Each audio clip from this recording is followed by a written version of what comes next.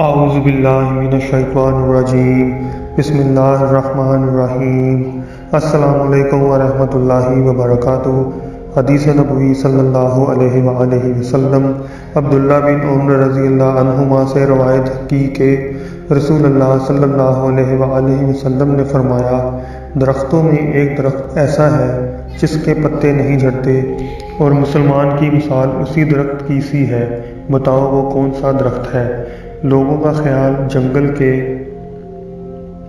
مختلف درختوں کی طرف گیا۔ حضرت عبداللہ بن عمر رضی اللہ عنہ فرماتے ہیں، میرے دل میں آیا کہ وہ کھجور کا درخت ہے، لیکن کم سنی کی وجہ سے جواب دینے سے شرما گیا۔ پھر لوگوں کے پوچھنے پر آپ صلی اللہ علیہ وآلہ وسلم نے بتایا کہ وہ کھجور کا درخت ہے۔ صحیح بخاری حدیث نمبر 3 اور 61۔ عنوان علم کا بیان۔ بروز اتوار 11 شوال 1442 ہجری 23 مئی 2021۔ آپ سب ہمیشہ صحت مند، تندرست اور خوش رہو، آباد رہو۔ اللہ سبحانہ و تعالی ہم سب کو اس موذی مرض کرونا سے محفوظ رکھے، آمین ثم آمین۔ السلام علیکم ورحمۃ اللہ وبرکاتہ۔ English translation Sahih Bukhari Hadith number 3 and 61, chapter The Book of Knowledge.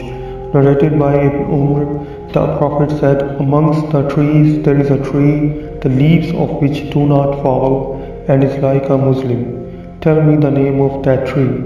Everybody started thinking about the trees of the desert areas, and I thought the date palm tree. The other then asked, please inform us what is that tree, O Allah's Apostle. He replied, it is the date palm tree. May Allah subhanahu wa ta'ala protect all of us. Ameen summa ameen. Important message for all my dear subscribers, my listeners. Please like, share and subscribe my channel. Also share it with your friends and your family. May Allah subhanahu wa ta'ala bless all of us with the healthy life. Ameen summa ameen. Allah Hafiz.